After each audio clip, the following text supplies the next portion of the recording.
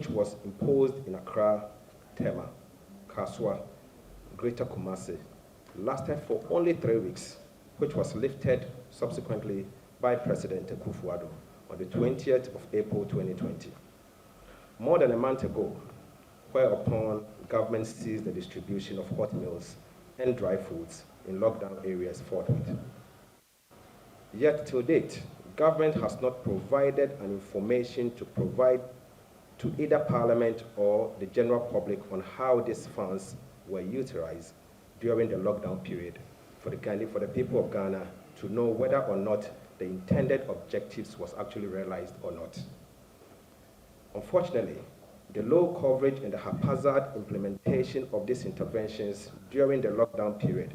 specifically the distribution of free hot meals and dry foods to the vulnerable, as well as the supply of tankers for water to deprived households, gives some of us cause for concern that these funds were not utilized judiciously by government. This is particularly so as we have cited media reports of state-sponsored COVID relief items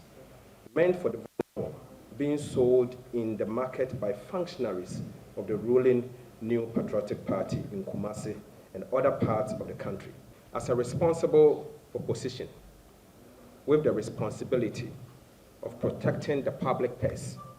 and ensuring the judicious utilization of state resources, the NDC calls on the Auditor General of Ghana to undertake a special audit into the expenditure of the amount of 280.3 million Ghana cedis that was allocated for the provision of food, water, and sanitation under the Coronavirus Alleviation Program, CAP. Specifically, we are demanding a special audit into the expenditure of the following 3 items. Number 1, we are asking that the amount of 40 million Ghana cedis which was allocated for the procurement and distribution of food packages and hot meals to the vulnerable in the lockdown areas be investigated. We are also calling on the Auditor General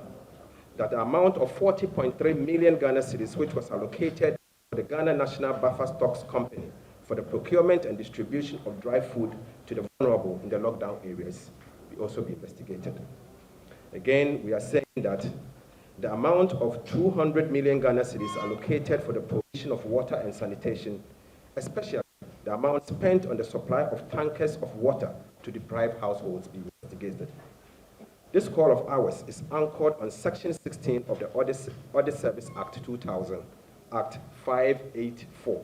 which provides the following. And it states that the Auditor General may, in addition to the audit of public accounts, carry out in the public interest such special audits or reviews as he considers necessary, and shall submit report of the audit or review undertaken by him to Parliament.